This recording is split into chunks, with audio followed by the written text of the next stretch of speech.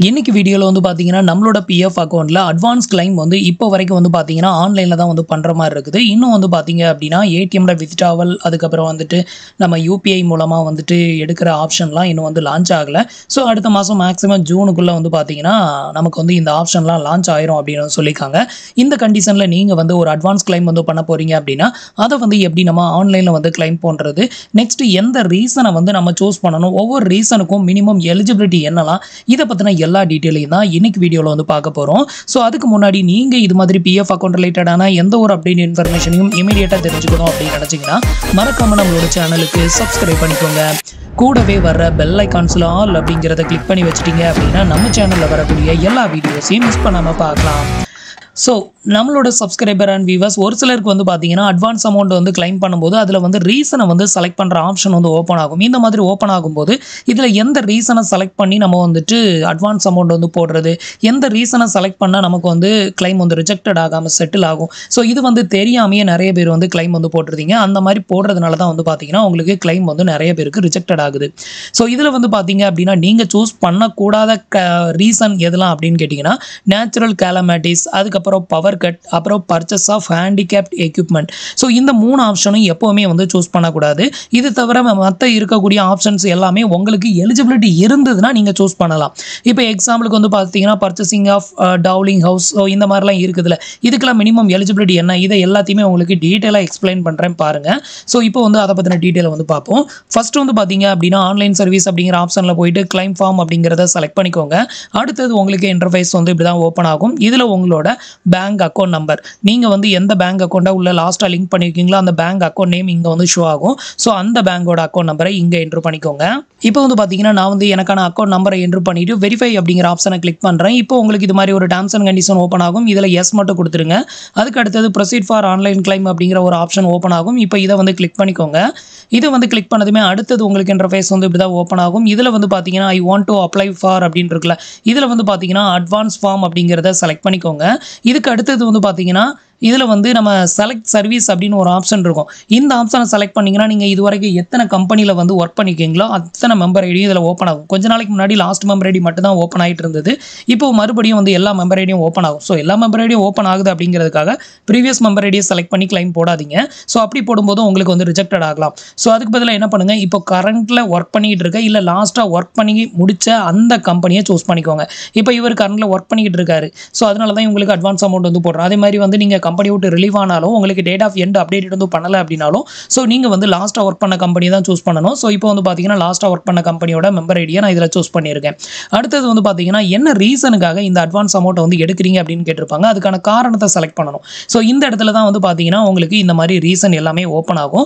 இதில் வந்து பார்த்தீங்கன்னா ஆல்ரெடி நான் சொன்ன மாதிரி natural calamities, power cut, purchase of handicapped equipment, இந்த 3 ஆப்ஷனை நீங்கள் சூஸ் பண்ணீங்க அப்படின்னா 100% உங்களுக்கு ரிஜெக்டட் ஆகும் அப்படின்னு வந்து சொல்லலாம். ஸோ அதுக்கு பதிலாக நீங்கள் வந்துட்டு இல்னஸை சூஸ் பண்ணலாம். அதுக்கப்புறம் வந்து பார்த்தீங்கன்னா பர்ச்சேஸ் ஆஃப் டவுலிங் ஹவுஸு, அப்புறம் பிளாட்ஃபார்ம் ப்ரொமோட்டர், அதுக்கப்புறம் purchase of site construction, purchase of house, construction of house. So இதெல்லாம் வந்து பார்த்தீங்கன்னா உங்களோட எக்ஸ்பீரியன்ஸை பொறுத்து இந்த ரீசன் எல்லாம் ஓப்பன் ஆகும். ஸோ இதில் வந்து பார்த்தீங்க அப்படின்னா நீங்கள் அதிகமான எக்ஸ்பீரியன்ஸ் வச்சுருந்தா தான் கீழே இருக்கிற ஆப்ஷன்லாம் ஓப்பன் ஆகும். மேரேஜ், ஹையர் எஜுகேஷன், இதுக்கெல்லாம் வந்து பார்த்தீங்கன்னா 84 மாதம் மினிமம் எலிஜிபிலிட்டி வந்து 84 மாதம் ஒர்க்கிங் எக்ஸ்பீரியன்ஸ் இருந்தால் மட்டும்தான் உங்களுக்கு இதெல்லாம் வந்து அன்லாக் ஆகும். ரெட் லைன்லேருந்து ரிமூவ் ஆகி இது மாதிரி ஒயிட் கலரில் வரும். ஒயிட் கலரில் இருந்தால் மட்டும் தான் நம்ம சூஸ் பண்ண முடியும்.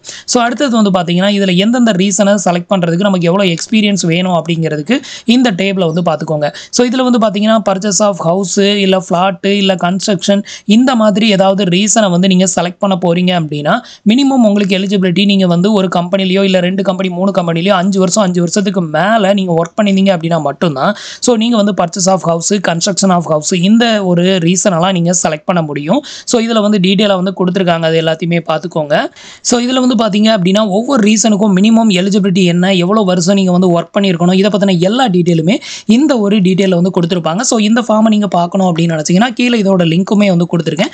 ஸோ அதை பார்த்து வந்து செக் பண்ணிக்கோங்க. இதை ஃபுல்லாத்தையும் நம்ம எக்ஸ்பிளைன் பண்ணால் ரொம்ப டைம் ஆகும். ஸோ இப்போ இவருக்கு வந்து பார்த்தீங்கன்னா குறைஞ்சபட்சம் ஒரு 5.5 வருஷத்துக்கு மேலே எக்ஸ்பீரியன்ஸ் இருக்குது. அதனால தான் வந்து பார்த்தீங்கன்னா purchase of dwelling house, purchase of construction, அதுக்கப்புறம் வந்து பர்ச்சேஸ் ஆஃப் ஹவுஸு, ஸோ இந்த மாதிரியான ஆப்ஷன் எல்லாமே ஓப்பன் ஆகுது.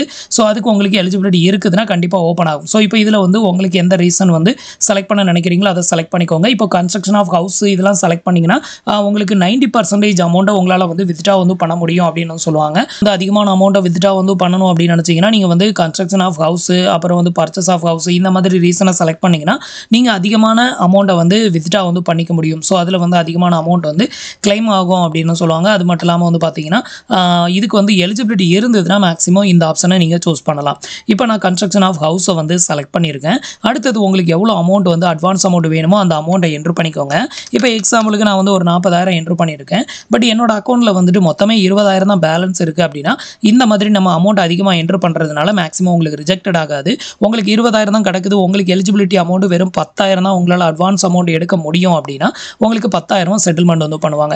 இன்கேஸ் நீங்கள் வந்து உங்களுக்கு டோட்டல் எக்ஸ்பீரியன்ஸ் கம்மியாக தான் இருக்குது, ஒரு வருஷமோ 2 வருஷமோ தான் ஒர்க் பண்ணியிருக்கேன் அப்படின்னா ஸோ நீங்கள் வந்து சூஸ் பண்ண வேண்டிய ரீசன் வந்து பார்த்தீங்கன்னா இல்னஸ். ஸோ இல்னஸை சூஸ் பண்ணீங்க அப்படின்னா உங்களோட எம்ப்ளாயி ஷேரில் உள்ள ஒரு 50% அமௌண்ட்டை உங்களால் வந்து வித்ட்ரா வந்து பண்ணிக்க முடியும். ஸோ இந்த ஆப்ஷனை சூஸ் பண்ணிங்கன்னா டெஃபினட்டாக உங்களுக்கு கிளைம் வந்து செட்டில் ஆகும். மோஸ்ட்லி ரிஜெக்டட் ஆகாது, ஆனால் அமௌண்ட் கம்மியாக வரும். இதுக்கு பதிலாக வந்து கன்ஸ்ட்ரக்ஷன் ஆஃப் ஹவுஸ் இதெல்லாம் போட்டோம் அப்படின்னா அமௌண்ட் வந்து அதிகமாக செட்டில் ஆகும். அதுக்கு உங்கள் அக்கௌண்ட்டில் பேலன்ஸ் இருக்கணும். ஸோ இப்போ வந்து பார்த்தீங்கன்னா நான் வந்து ஒரு 40,000 என்ட்ரு பண்ணியிருக்கேன். இப்போ நமக்கு வந்து 40,000 எலிஜிபிலிட்டி இருந்ததுன்னா 40,000 வரும். ஸோ எலிஜிபிலிட்டி இல்லை ஒரு 30,000 தான் எடுக்க முடியும்னா நமக்கு 30,000 செட்டில் ஆகும். இதுக்கு அடுத்தது உங்களோட அட்ரஸ் டீடைல் எல்லாத்தையுமே இங்கே வந்து ஃபில் பண்ணிக்கோங்க உங்கள் ஆதார் கார்டில் இருக்கிற மாதிரி. இப்போ வந்து பார்த்தீங்கன்னா நான் வந்து எனக்கான அட்ரஸ் டீடைல் எல்லாத்தையுமே என்ட்ரு பண்ணிட்டேன். இந்த அட்ரஸ் டீடைலை ஃபில் பண்ணும்போது கமா, ஸ்லாஷ், செமிகோலன் இது மாதிரி ஸ்பெஷல் கேரக்டர் வந்து யூஸ் பண்ணாதீங்க. அப்படி யூஸ் பண்ணும்போது உங்களுக்கு வந்து அடுத்த ஸ்டெப் உங்களுக்கு மூவ் ஆகாது. நீங்கள் வந்துட்டு இந்த கீழே கொடுத்துருக்க டிக் பாக்ஸை டிக் பண்ணும்போது இங்கே எரர் அடிச்சுக்கிட்டே நிற்கும். ஸோ உங்களோட டோர் நம்பர் வந்து பார்த்தீங்கன்னா 1/10 அப்படின்னு இருக்குதுன்னா டோர் நம்பர் 10 அப்படின்னு மட்டும் என்ட்ரு பண்ணிக்கோங்க. அந்த 1 பார் அப்படிங்கிறத என்ட்ரு பண்ணாதீங்க. அதில் ஒரு ஸ்பெஷல் கேரக்டர் வந்து வரும். அந்த மாதிரி வரும்போது அது வந்து பார்த்தீங்கன்னா எரர் அடிக்கும். அதுக்கப்புறம் வந்துட்டு அட்ரஸ்க்கு என்ட்ரு பண்ணிவிட்டு லாஸ்ட்டில் கமா போடுறது அந்த மாதிரிலாம் போடாதீங்க.